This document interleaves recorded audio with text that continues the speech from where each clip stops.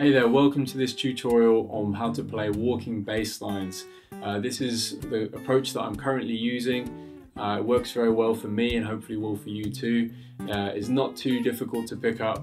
You can use it in accompaniment settings like duo settings, backing singers, maybe saxophone players. I use it in solo concerts as well. It's great with a loop pedal. It sounds great if you then solo over the top of this. But I also use it in some of my arrangements, like my arrangement for Autumn Leaves you can hear playing behind me right now. And it's a great device to just kind of spice things up a bit. So in this video, then I'll be showing you how to get the bass line together, how to spice things up a bit, both harmonically with that and with the rhythmic side of things. And we'll be adding in some chords, using some jazz comping approach. If it sounds really complicated, it's maybe not as bad as you think. And then in the second video, then we're going to use a jazz blues progression, 12-bar progression, and we're going to look at that. We're also going to look at how I've used it in my arrangement of Autumn Leaves. So I don't claim this is the best approach out there. I've certainly been inspired by Tuck Andres on this, but it's probably a little bit different to his approach still. And I'd encourage you to download the tabs from my website. That will be super helpful for you, because I have to go at a certain pace in the video, otherwise it would be an hour long.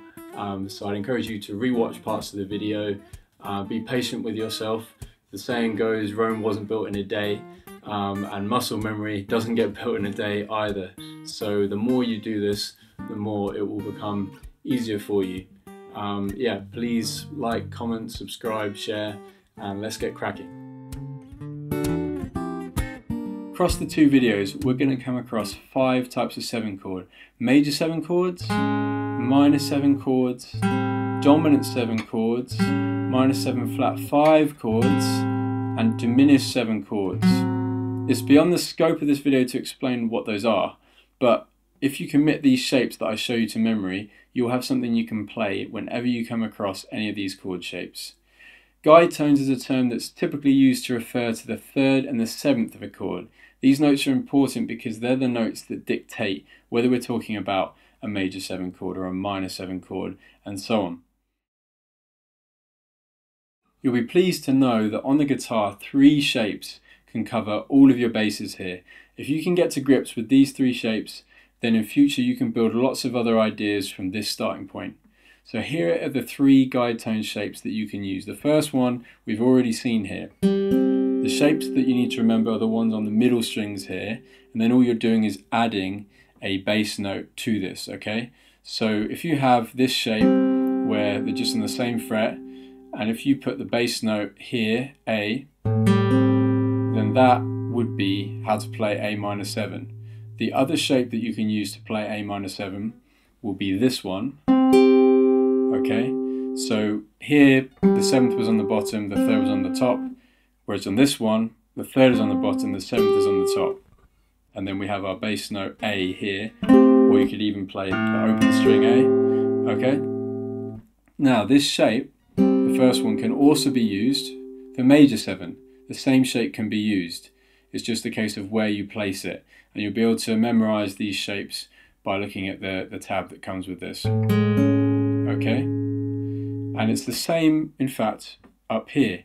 All we need to do is raise the minor 3rd to be a major 3rd, raise the flat 7 to be a natural 7, and so on, and we get this. So this is A major 7 using the same shape on the middle strings as A minor 7, and that's the version down there. Now for minor 7 flat 5, the difference with that is that it has a flat 5, as you hear in the name. And since we're not playing the 5th, then you can use these shapes to play A minor 7 flat 5 as well. With everything that I'm showing you with the walking bass lines, that's what you can do with that. Now, if we wanted to do a dominant 7 chord, then you'd have to have a major 3rd here, and you'd have to have the minor 7th or flat 7 here. And that same shape is also what you put up here. when you play the shape here, then we have the 7th on the bottom, the 3rd on the top. And when you play it here, then we have the 3rd on the bottom and the 7th on the top, okay? It's the same chord. Can you hear they have the same sort of sound to them? And it's the same shape here also. There's one other way you can use this shape, which is on diminished 7 chords, which is only going to come up very briefly in the blues section in the second video. So if we wanted a diminished 7, it would have what's called a double flat 7. So rather than here, it's now going to be here, and it still has the minor 3rd that we said before. So that same shape that was used for A7, like A dominant 7, is just moved here, the same shape, and we get that. And we can also do this higher up. Now the 3rd is on the bottom and the 7th is here, the double flat 7. Okay, so 3 shapes covers everything. The first thing we need to tackle is how to actually get a bass line together. So in the key of G, we're going to look first at a 1-6-2-5 progression and then a 2-5-1 progression. The first one I mentioned is heard in songs like At Last by Etta James, and then the second one I mentioned you hear in Autumn Leaves and All Sorts. It's probably the most common progression in jazz, the 2-5-1 progression. So to make sense of those numbers, we need to pick a key, so key of G, and if we play the G major scale here, alright, that had 8 notes. So when I say 1-6-2-5 or 2-5-1, I'm just talking about that number in the sequence here. So the second one was this note A, and the 5th one is D, and so on. Okay, hope that makes some sense and you can follow the tab if not. So if I have a 1-6-2-5 progression and I want them to change every half bar, so every 2 beats, then if I played it with just basic chord shapes, because each of those notes from the scale has a corresponding major or minor chord, then I could go 1, 2, 3, 4, 1, 2, 3, 4 for that first progression. If I wanted to play a bass line, you might do something like this initially, but it wouldn't be a walking bass line. So what I'm going to do is fill that out with arpeggio notes. So on the first note that I play for each chord, I'll play the root note, but then I'm going to play either the 3rd or the 5th, which are the other notes in the arpeggio for each chord. So here on the G, I'm going to play 1, and then it's the 5th note from the arpeggio. And then on the E, I'm going to play E, and then I'm going to play the 5th below it. And then I'm going to play A, and I'm going to play the 3rd that goes with that. And then I'm going to play D, and I'm going to play the 5th that goes with that. So we get... And even if you can't make a whole lot of sense of the numbers here, then the shapes that you're learning here could also be used in other keys. The same thing will work in the key of A, you know.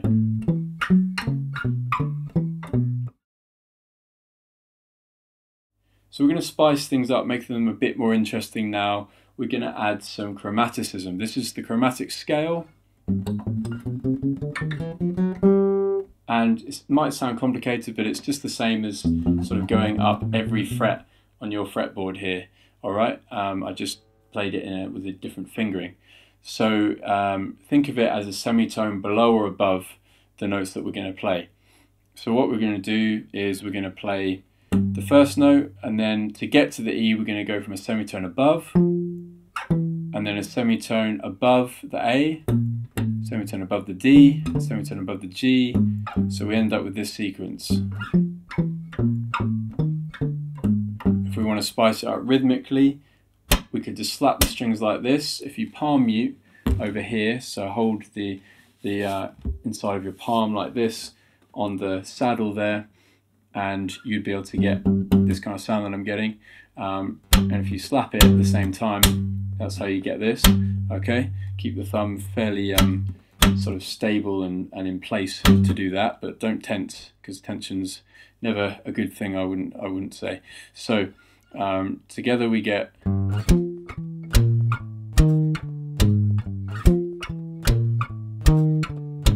You could do semitones below, and you could do a mix.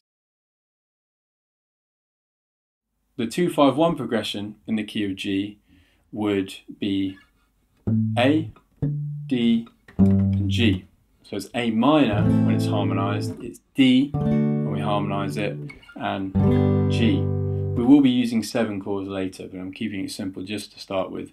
So with this, we're going to make it a bit more complicated. We're not just going to use arpeggio notes, we're actually going to use some scale notes too. So the key is G, we're going to use any scale notes from the key of G, as long as on beat 1 we are playing the root of the chord we want. We're going to do a bar of A minor, a bar of D, and a bar of G. So we'll go something like this. And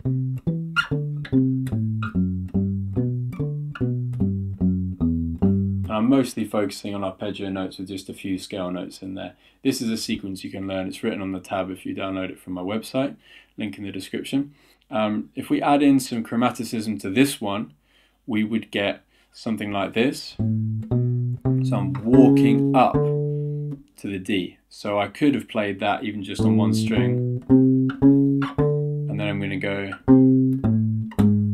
walking down to the G. So the idea is really, if I'm doing a bar on each, then I've got 4 notes per chord because there's 4 beats in the bar. So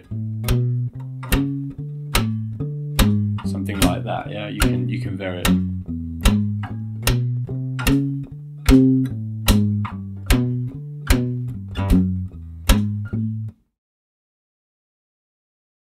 Now, on the 1-6-2-5 progression, we're going to start to put in those guide tones that we've just been looking at. So, to start with, we're just going to take the actual guide tone shape with the bass note for the root of each chord and just work out what we're doing. So, I'm going to make the chords G major 7, and I'm going to make it E7. Spice it up a bit, okay? It would normally be E minor 7, but that sounds pretty nice. It's called a secondary dominant if you want to look into the theory of that. A minor 7 and D7. So we're going to be changing between these shapes. All can be found in the tab. If we want to put the bass line with that, we would get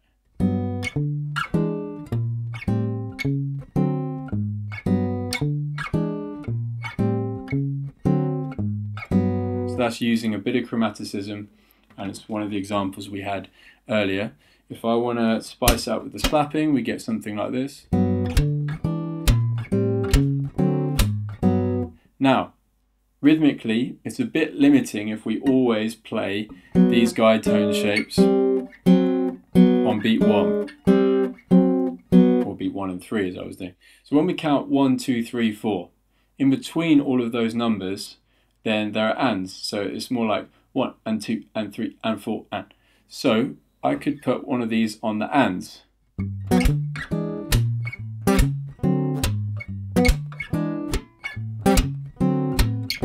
So 1 and 2, 3 and 1 and 2, 3 and. Does that make sense? So here are some variations that we could play.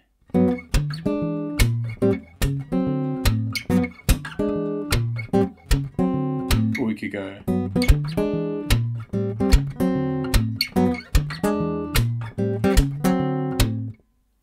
or we could even go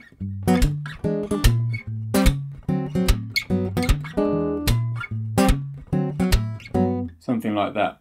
You'll also notice that I'm not always letting these ring out, and some of them I am, some of them I'm not. Sometimes I'm just going. That's called staccato when they're disjointed like that, and it's legato pretty much when they're ringing out like that. Let's try this on the 2-5-1 progression. So we had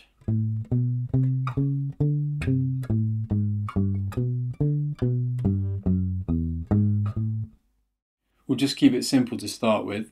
So it's actually quite hard to play the bass line and play it at the same time, so you'd have to start slow. But this is what it would sound like, where it's rhythmically just on beats 1 and 3, the guide tones that we're playing. So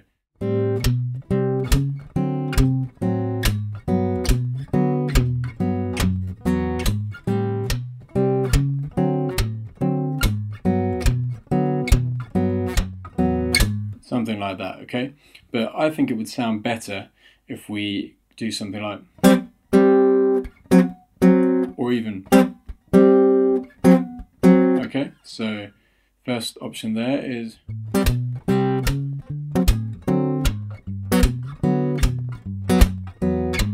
second option is,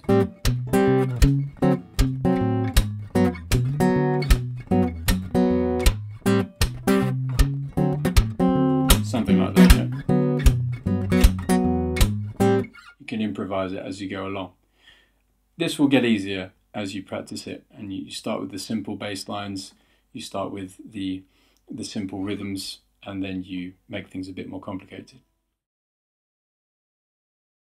Example 1 on the 1-6-2-5 progression.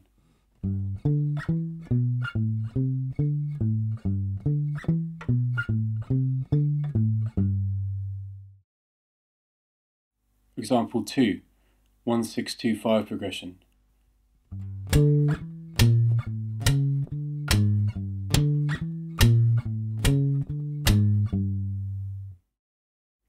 Example 3, 1-6-2-5 progression.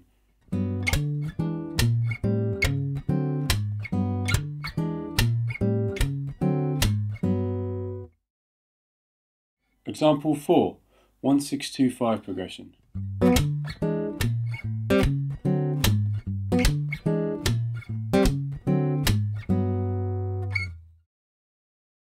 Example 5, 1-6-2-5 progression.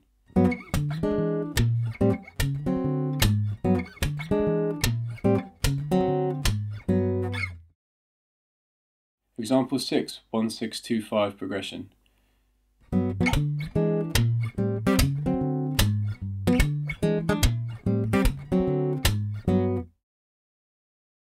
Example 1 on the 2-5-1 progression.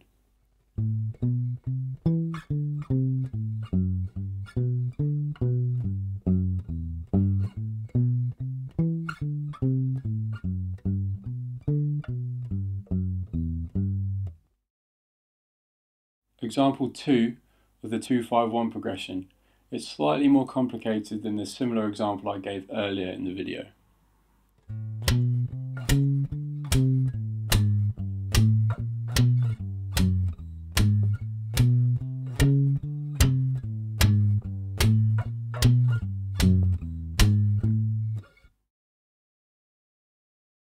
Example 3 of the 2-5-1 progression.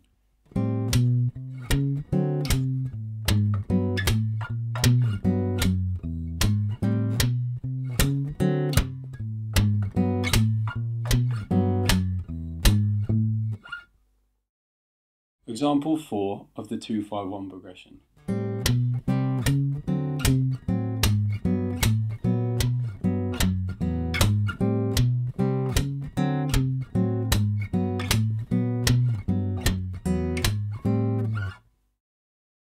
Example 5 of the 2-5-1 progression.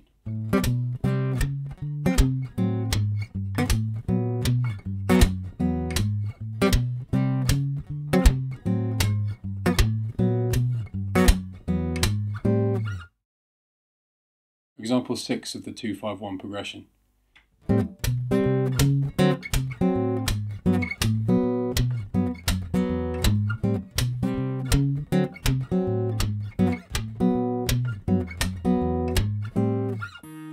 Thanks so much for watching part 1 of this video tutorial. Part 2 will be coming very, very soon, and we'll be looking at how to apply these ideas over a jazz blues progression. Have a listen.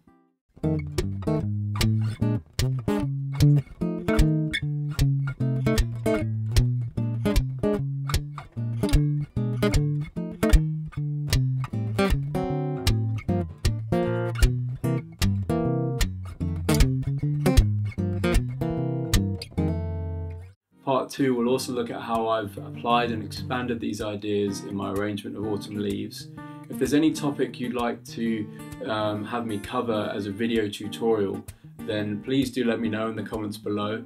And also, if you have any ideas for songs you think would sound great as a fingerstyle cover and that you'd like me to think about doing, then please also let me know.